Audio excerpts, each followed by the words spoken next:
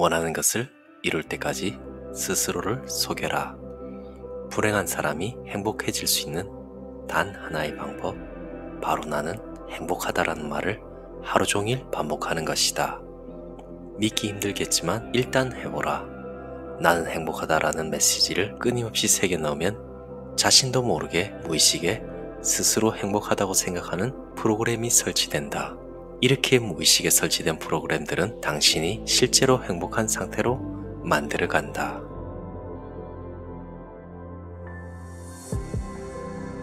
오늘은 우리가 원하는 삶을 이루는데 가장 중요한 감사하기에 대해 이야기해 보려고 합니다. 여러분들은 어떨 때 감사함을 느끼나요? 복권에 당첨되었을 때? 죽을 뻔한 위기에서 살아났을 때? 아니면 다른 사람에게 큰 선물을 받았을 때인가요? 보통은 큰 행운이 나에게 주어진 상황에서 감사함을 느낍니다. 하지만 반드시 큰 일에만 감사함을 느낄 필요는 없습니다. 주어진 하루하루가 우리에게는 소중하며 감사한 일입니다. 사소한 일상에서도 감사함을 느끼면 정말로 여러분은 감사함이 넘치는 삶을 살 수 있습니다. 이 감사하기가 우리의 무의식을 자극해 큰 힘을 이끌어내죠. 왜 그런지 하와이 데스텍에 져서 더 마인드를 통해 같이 읽어보는 시간을 가져보겠습니다. 이 영상을 통해 여러분들도 주변에 감사할 일들이 가득하시길 바라겠습니다. 감사한 마음은 성공을 불러들인다. 누군가 나에게 불을 끌어당기는 방법을 한 줄로 요약하라면 나는 상상하기와 감사하기라고 답할 것이다. 나뿐만 아니라 수많은 성공한 저자들의 저서를 통해 감사하기가 중요하다는 말을 지겹도록 접했을 것이다. 감사하기는 시각화 만큼이나 중요하다. 그러면 이런 의문이 든다. 도대체 무엇에 감사해야 하나? 대부분의 사람들은 감사할 일이 없다고 생각한다. 매일 비슷한 일상이 반복되며 경제 상황이 특별히 나아지지도 않았기에 딱히 감사할 게 없다고 말한다. 그러나 소수의 성공한 사람들은 정말 모든 것에 감사한다. 성공했기 때문에 마음의 여유가 생겨서 감사할 일이 많은 것일까? 전혀 그렇지 않다. 그들은 성공하기 훨씬 전 정말 가진 게 아무것도 없던 초라한 시절부터 모든 일에 감사했다. 소수에 속하지 못한 다수는 뭐 저딴 일에 감사를 해? 라고 비아냥거릴지도 모른다. 그 정도로 아주 사소한 일에까지 감사한 마음을 느낀다. 사실 감사한 일들은 매일 넘쳐난다. 무엇에 감사해야 할지 모르겠다면 다음을 기억하라. 첫 번째, 원하는 삶을 이룬 당신의 모습과 그 상황에 대해 감사하라. 두 번째, 지금 현재 너무 당연하다고 생각해서 인식하지 못하는 당신이 이미 가지고 있는 엄청나게 많은 것들에 대해 감사하라. 당신이 원하는 삶을 살게 된 바로 그 순간을 떠올려 보라. 파이어족으로 살아가는 모습, 투자를 잘해서 사업이나 부업에 성공해서 부자가 된 모습, 회사의 높은 자리에 오른 모습, 그 무엇이든 상관없다. 가만히 눈을 감고 그토록 원하는 삶을 이룬 당신의 모습을 상상해보라. 당신의 입가에 미소가 절로 지어지고 너무 좋아서 펄쩍펄쩍 뛰고 싶을 것이다. 동시에 감사하는 마음이 솟아오른다. 원하는 삶을 이루기까지의 모든 시간을 떠올리다 보면 뭉클한 마음이 들고 스스로가 대견할 것이다. 안타깝게도 감사하기가 특히 어렵다는 이들이 참 많았다. 그럼 이렇게 생각해보라. 우리는 가지고 싶은 물건이 있을 때 웹사이트에서 미리 보고 선불로 결제한다. 그리고 하루 이틀 뒤에 그 물건을 받는다. 이것과 똑같은 원리다. 상상을 통해 당신이 원하는 삶을 미리 보고 선불로 감사하라. 그리고 일정 시간이 흐른 뒤 당신이 원하는 삶을 당연하게 받기만 하면 된다. 그래도 감사할 일이 떠오르지 않는다면 당신에게 묻는다. 누군가 당신에게 지금 당장 100억 원을 주는 대신 내일 아침에 눈을 뜰 수 없다고 한다면 어떻게 하겠는가? 당연히 돈을 받지 않겠다고 할 것이다. 그렇게 대답함으로써 당신이라는 사람의 가치는 최소 100억 원 이상이라는 것을 스스로 증명했다. 이렇듯 고귀한 가치를 지녔고 상상도 할 수 없을 만큼 엄청난 잠재력을 지녔으며 이미 성공이 예정되어 있는 당신이라는 사람에 대해 감사하면 되는 것이다. 또한 너무나 당연하게 여기는 지금의 일상과 현재 가지고 있는 모든 것, 모든 일에 대해서도 감사하라. 데일 카네기는 그에 져서 자기 관리론에서 다음과 같이 말한다. 우리는 알리바바의 보물보다 훨씬 많은 재산을 가지고 있다. 당신에게 누가 100만 달러를 준다고 하면 두 눈을 팔겠는가? 당신의 두 다리는 얼마를 받아야 할까? 손이라면, 청력이라면, 아이라면, 가족이라면 이 모든 자산을 더해보라. 그러면 록펠러 가문, 포드 가문, 모건 가문의 재산을 전부 준다고 해도 당신이 가진 것과 바꿀 수 없다는 사실을 알게 될 것이다. 세상에는 감사한 일들이 정말 넘쳐난다. 그리고 불을 끌어당기는 과정에서 감사하는 마음은 정말 엄청난 위력을 발휘한다. 원하는 삶을 더 빠르게 끌어당기는 법. 이번에는 감사하는 마음이 어떻게 엄청난 위력을 발휘하는지 알아보겠다. 별다른 감정이 들지 않는데도 일단 소리내어 웃어본 적이 있는가? 신기하게도 기분이 미묘하게 좋아진다. 감사하기는 바로 이 메커니즘을 이용한다. 먼저 감사하다고 생각하면 자연스럽게 감사한 일들이 하나둘씩 튀어나올 것이다. 일단 그것만으로도 기분이 좋아진다. 감사는 기본적으로 상대방으로부터 무언가를 받았을 때 느끼는 감정이다.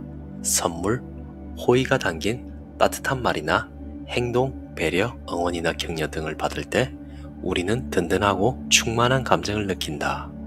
이처럼 무언가를 받는다는 것은 그 자체로 우리의 기분을 좋아지게 만든다.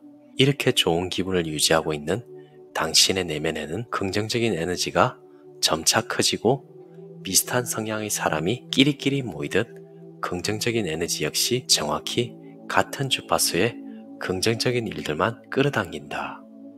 불을 끌어당기는 일은 마치 거울과도 같아서 감사하는 마음을 온 마음으로 느끼면 소름 돋게도 경제적으로 감사할 일이 연이어 일어난다. 감사하기를 습관으로 장착하고 나면 얻을 수 있는 보너스가 하나 더 있다. 바로 여유를 갖게 된다는 것이다. 사람은 여유가 있어야 한다. 살면서 이런 말을 수도 없이 들었을 것이다. 도대체 어떻게 해야 여유를 가질 수 있다는 말인가? 바로 감사하기를 습관화하면 마음이 차분해지면서 묘한 여유가 생겨난다. 지금 당장 내 계좌에 얼마가 있는지를 떠나서 실제로 그렇게 된다. 살면서 급한 성격이란 말을 수천 번도 넘게 들었던 나도 감사하는 마음을 습관으로 장착한 뒤부터 훨씬 여유가 생겼다. 여유가 생기니 잘못된 결정을 내는 일이 줄어들었다. 보통 잘못된 결정을 하는 이유는 급한 마음에 너무 서둘렀기 때문이다. 시험 볼 때를 떠올리면 더욱 이해하기 쉽다. 당신이 마지막 10문제만 남겨둔 상황이라고 가정해보자. 그 순간 갑자기 시험 종료 5분 전입니다 라는 안내방송이 나온다면 당신의 마음은 덜컥 내려앉으며 엄청나게 급해진다. 방금 전까지도 잘 읽히던 글씨가 눈에 들어오지 않고 심장박동이 빨라진다. 결국 급한 마음에 충분히 풀 수 있던 문제를 찍어버리게 된다. 무엇이 최고의 선택인지 제대로 선택하지 못한 채 그냥 아무거나 선택함으로써 제대로 된 선택의 기회를 버리는 것이다. 최선이 아닌 차선을, 차선이 아닌 차차선을, 때로는 최악을, 이렇게 급한 마음으로 인한 잘못된 선택이 차곡차곡 쌓여 완성된 미래의 당신은 어떤 모습일까? 반대로 여유 있는 마음으로 평정심을 유지한 채 좋은 선택을 계속해 나간다면 미래의 당신이라는 사람의 결과값은 도저히 같은 사람의 인생이라고 할 수 없을 정도로 다를 것이다. 버티겠다는 말로는 버틸 수 없는 이유. 지금 상황은 진짜 최악이지만 성공할 때까지 끝까지 버텨볼게요.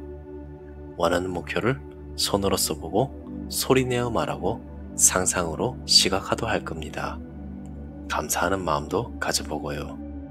혹시 당신도 이런 마음으로 오늘 하루를 보냈는가? 비록 현실은 시궁창일지라도 참고 견뎌보겠다는 마음으로 각오를 다지며 찬란한 미래를 위해 힘들더라도 어떻게든 버텨보겠다는 생각을 하고 있지는 않은가? 이렇게 생각하는 사람들이 굉장히 많다. 그런데 버틴다고 생각하면 정작 버틸 수가 없다. 버틴다라는 생각이 고개를 드는 순간 이 시궁창 같은 현재를 아무리 긍정적으로 생각해 보려 해도 쉽지 않기 때문이다. 결국 당신이 있는 곳은 시궁창이고 그 시궁창 안에 발을 담그고 있는 자신의 모습을 자각할 때마다 점점 더 괴로워질 것이다. 참고 견디며 버티기를 오래 할 수 있는 사람은 그다지 많지 않다. 설령 버틴다 하더라도 몸과 마음은 조금씩 망가지게 되어 있다. 과연 얼마나 버틸 수 있을까? 딱 하루만 버티고 좋은 날이 온다면 좋겠지만 그 하루가 1년에 365번이나 찾아오는데 얼마나 더 버틸 수 있단 말인가? 그렇게는 버틸 수 없다. 버틴다고 생각하지 말자. 대신 이미 원하는 것을 이루고 원하는 삶을 살아가는 자신의 모습을 상상하고 감사한 마음을 느껴보자. 더불어 당신이 이미 가지고 있는 것들에 대해서도 감사해보자. 여기에는 아무런 리스크가 없고 시간이 많이 들지도 않는다. 운동처럼 몸에는 좋은데 조금 힘들고 귀찮은 일도 아니다. 그냥 눈만 감고 상상으로 느끼기만 하면 된다. 부디 며칠, 몇 주만이라도 해보기를 간곡히 권한다. 일단 하고 나면 당신은 더 이상 시궁창에 머무르지 않게 된다. 당신의 오늘 역시 견디는 시간이 아니라 경이로운 미래를 향해 나아가는 당신이 그토록 원하는 삶의 일부가 된다. 당신의 오늘은 정말로 그러하고 그래야 마땅하다. 견디고 버티고 버리는 시간이 되어서는 안 된다. 미래의 당신이 현재의 당신을 끌어당긴다. 시간은 한쪽 방향으로, 그러니까 과거에서 현재를 거쳐 미래로 흐르지 않는다. 점이 0차원이라면 점과 점이 연결된 선은 1차원이다. 선과 선이 만나 면을 이루면 2차원이 된다. 그리고 면과 면이 만나 공간을 이루면 우리가 현재 사는 세상인 3차원이 된다. 이 공간에 t라는 시간의 축이 더해지면 비로소 4차원이 된다. 그런데 3차원에 사는 우리는 공간과 달리 시간의 존재를 눈으로 확인할 수 없다. 볼 수 없으니 인식할 수 없고 인식할 수 없으니 이해할 수도 없다. 4차원의 한 축을 이루는 시간을 이해할 수 없기에 인간은 시간이 흐른다는 개념을 만들어냈고 스스로 그 개념을 믿고 있을 뿐이다. 만약 인간이 4차원의 세계를 인식할 수 있다면 눈으로 볼 수 있는 공간의 존재를 당연하게 인식하듯이 시간 또한 존재한다고 당연히 받아들일 것이다. 3차원에 사는 우리는 특정한 공간에 좌표를 찍어서 정확한 위치를 표시한다. 이것이 공간의 좌표이다. 마찬가지로 4차원의 세계에서는 공간과 같이 시간에도 특정한 좌표를 찍어서 표시할 수 있다. 이것이 바로 시간의 좌표이다. 그렇다면 4차원의 세계에서는 특정 시점에 원하는 삶을 이룬 스스로의 모습을 좌표 위에 찍을 수 있지 않을까? 그렇다. 원하는 삶을 이룬 당신은 우리가 미래라고 부르는 그 시간의 좌표에 이미 존재하고 있다. 현재에 위치한 당신이 미래에 위치한 당신을 끌어당기면 거울처럼 미래라는 시간의 좌표에 위치한 당신도 현재라는 시간의 좌표에 위치한 당신을 똑같이 끌어당기는 것이다.